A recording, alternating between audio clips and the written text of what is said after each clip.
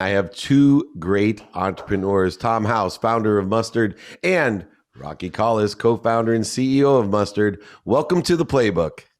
Nice David, thanks for having us. Oh, you guys are a dynamic duo. And I'm going to start with Tom. Tom, you have so many different things that you could be doing with your experience. Why did you choose to get involved with Mustard?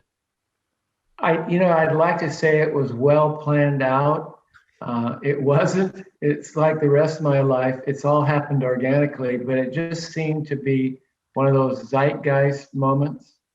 I've known Rocky and his brother Luke for a long time. Actually worked with Luke as he was a professional quarterback, and Rocky used to come by and sit in on some of our consults for quarterbacks.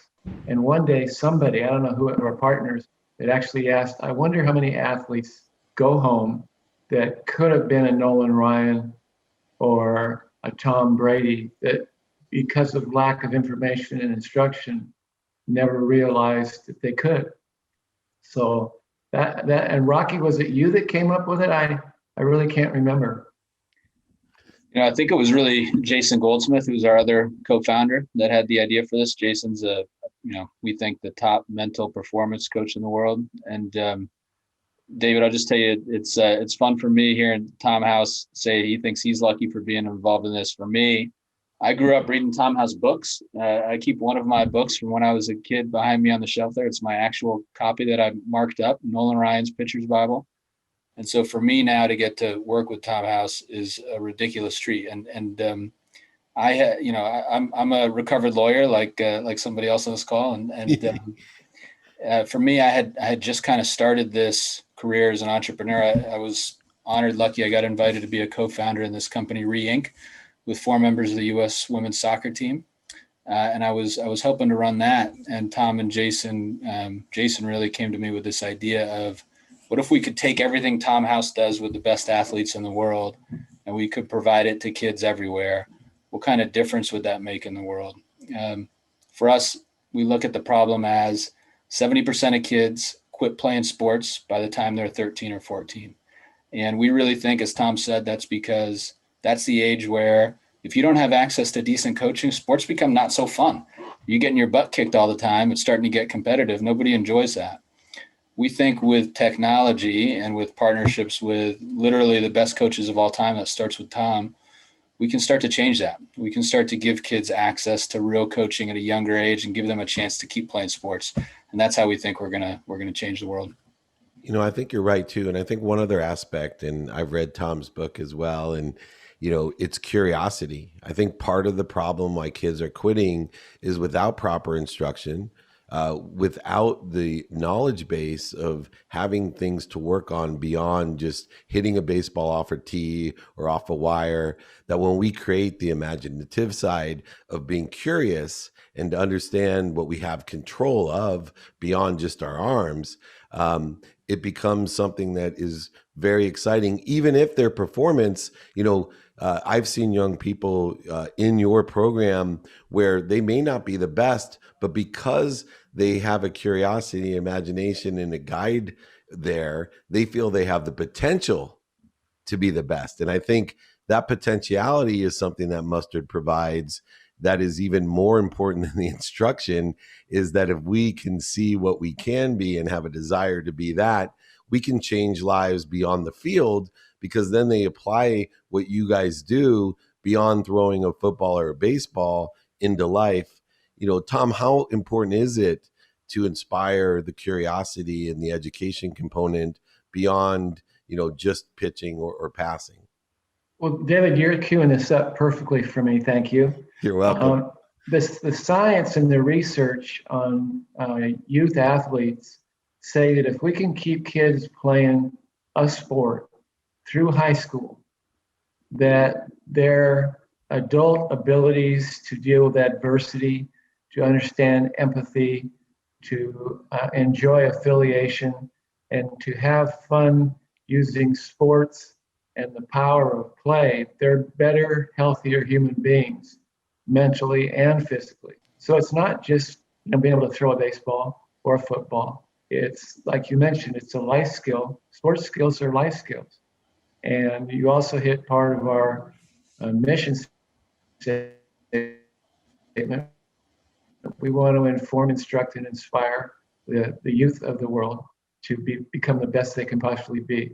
And so it all dovetails for me into something that, from my end, not only keeps me relevant, but keeps me curious. And you probably saw I'm not the most technically advanced person in the world, but our group has managed to take what's been rolling around in my head for a long time and actually turn it into a product, you know, called Mustard, that if you have a cell phone, you have the best coaching and the best drills for skills that exist in the world. And Rocky, I've been blessed like you to have a great mentor as a business partner. Lee Steinberg was my first business partner at the sports agency, and then for me, even more remarkable was Warren Moon, the Hall of Fame quarterback. I called him QB1 Kenobi, and I have learned more lessons from both of my mentors, being able to apply the mindset, the heart set, and what they had learned throughout all those years. Like Tom, what things have you been able to learn from Tom beyond the stuff for Mustard that you've applied to, as both of us recovering lawyers, we may tend to believe we know everything.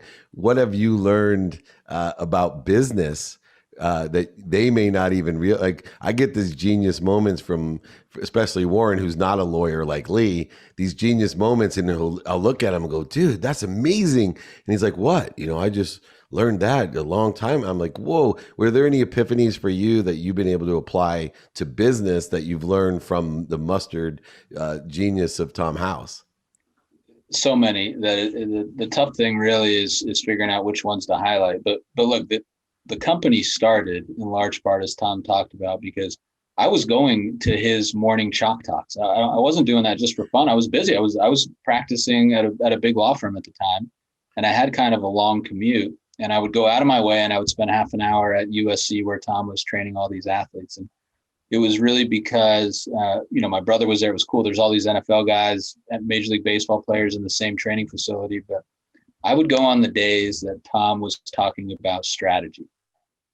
Okay. And really what he was going through a lot of times was like what pitches to throw and what counts. It couldn't have been something further away from what the rest of my day was going to look like. But to your point, I was really taking from that a thought process, a way of thinking through problems that I felt like at the time was super applicable to being a lawyer. And now I think it's really applicable to being an entrepreneur, because really the way Tom, when Tom's breaking down what pitches to throw and what counts, it's thinking through the current situation from somebody else's perspective, right? So if, as a pitcher, instead of just what pitch do I feel like throwing, it's, okay, if I'm thinking this through from the hitter's perspective, what are they amped up for right now? What are they looking for? And then picking my strategy as a result. Same thing you need to do as a lawyer, think things through from all different angles. And from an entrepreneur's perspective, really, obviously laser focused on what does a customer want, the people we're trying to help, what are they looking for out of this product? If I can give you one more, please. We get a lot from Jason Goldsmith, who's obviously not here, but he's an equal co-founder in this, and he's really specialized on the mental performance side. He's taken two golfers to be ranked world number one, Jason Day and Justin Rose. So there's a Steiny connection there too, I think, with Rosie. But both Jason and Tom, they talk a lot about making sure we're honest with ourselves about what our strengths and weaknesses are, and that's so important for an athlete. One of our advisors, Anson Dorrance, has I think a really nice way of framing this. Anson's the winningest NCAA soccer coach of all time. Okay, he's the women's soccer coach at UNC. I think he's won the national championship literally most years he's been a coach. So preposterous record. Anson talks about trying to get your personal narrative as close to the truth as possible. Okay, and what he means by that is we all develop these personal narratives to protect ourselves and make ourselves feel better. And I know I did this as an athlete a lot, and I wish I had realized it at the time. If you can just be super honest with yourself and really understand what your strengths and weaknesses are, as a competitive person, you will naturally then go and correct your weaknesses. The problems arise when you don't acknowledge what the weaknesses are, then you're not going to work on them. You're not going to improve.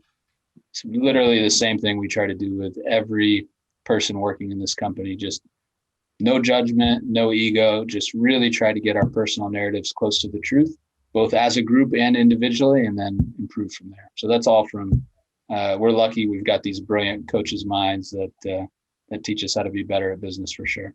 And real quick, Rocky, how do you incorporate all that knowledge base that Tom has acquired over so many years as a player, coach, instructor, mentor, all the different capacities that have? You know, the thing about technology today is it has exceeded our imagination. It has so much capability, and it must be very difficult to figure out, okay, do we go beyond the biomechanics, tips, strength training? Is it nutrition, mental, emotional training? And what sports is that? And how do we apply what Tom knows to, you know, this AI and app that we have? How are you prioritizing and utilizing Tom's knowledge and capturing that and then executing in a technological manner?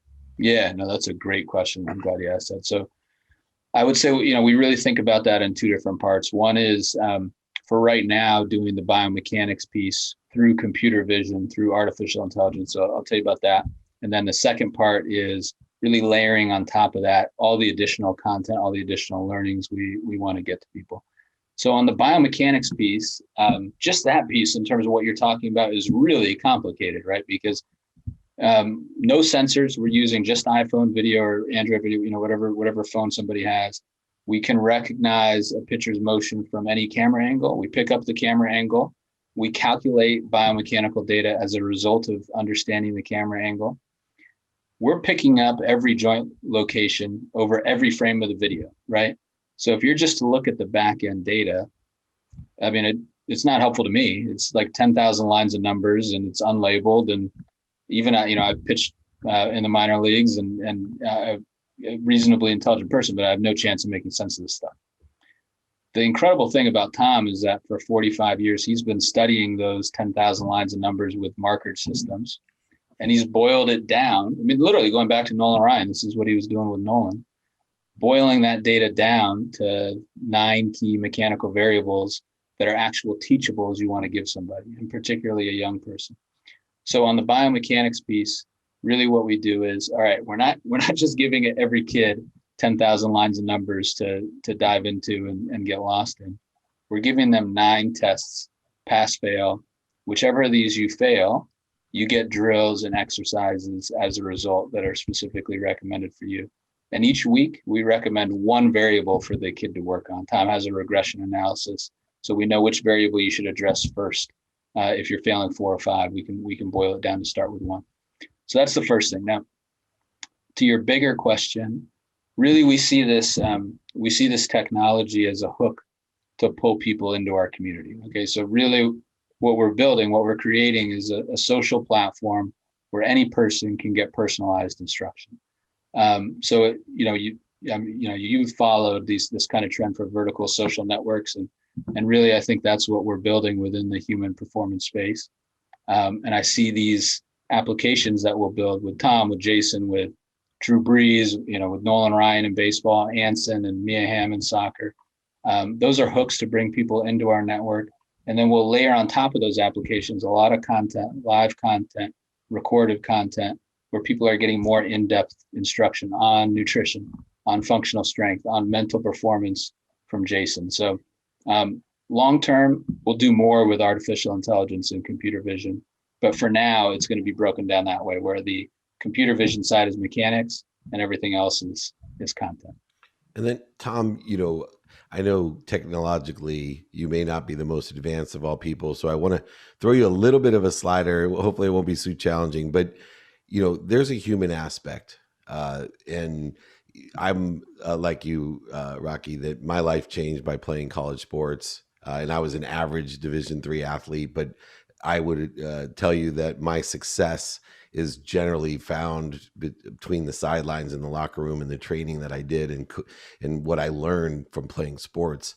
But there's a human aspect, Tom, that you're so good at. And so I would love for you to share what tips would you give to me as a parent of an 11-year-old son who's playing with the app and utilizing it, because there has to be an interaction, a human aspect of a coach and a child or a parent and a child to help them stay clear, balanced, and focused, or inspired, or consistent. What is the tip that you've learned in the human aspect that enhances the incredible technology that you guys have? All right, that lines me up again. We got to pal around more often. You make it really easy for me to communicate this. We are actually human coaches, parents, and athletes to understand the process of long-term adaptive learning. We learn to learn, we learn, and we learn to relearn. We figured I have to interrupt, Tom. Listen to this. This is a true story. I own Clarkson Dreammakers, the quarterback, Steve Clarkson, and Joe paid a fortune for Nikki and Nate to be coached by Clarkson, Joe Montana. And I was like, are you kidding me? Joe, why are you paying this guy so much money to coach your kids? He goes, because they won't listen to me. Exactly.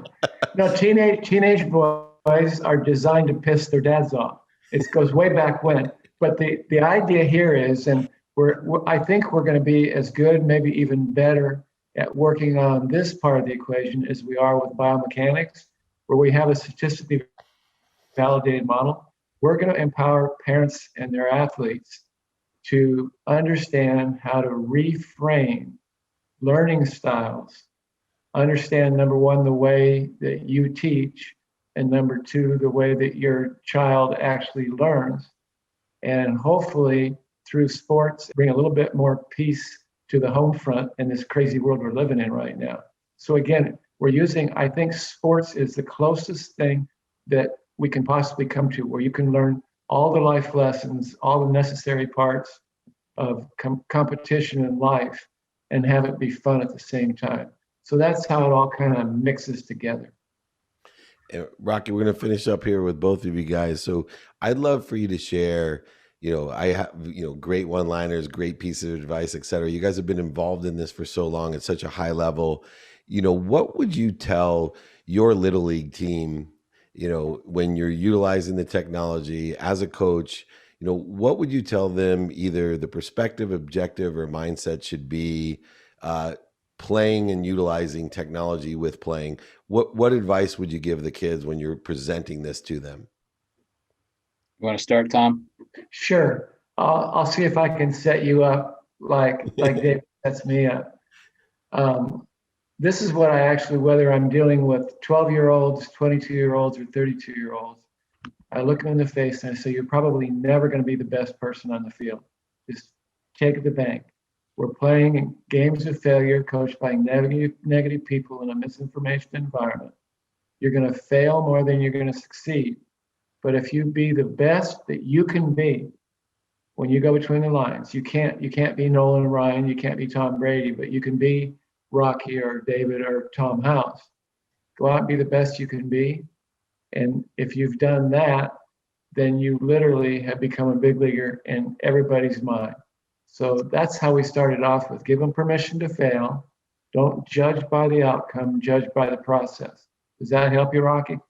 Yeah, I love it. I think I would say let's judge by what happens the day after a lot of times, right? So less about what the results are in a game, whether you won or lost, whether you pitched well or you didn't. But let's start to really work on how we react the next day, no matter what the results were on game day. For us, look, Dave, we've talked about it, but our mission is to revolutionize the power of play. And so what I would say to every kid is go out there and play, but really play. To Tom's point, go out there and compete, and don't leave something in the dugout. What you get out of sports is learning that mindset of competing, feeling how to react properly when times are tense and how to deal with that nervousness, that tension.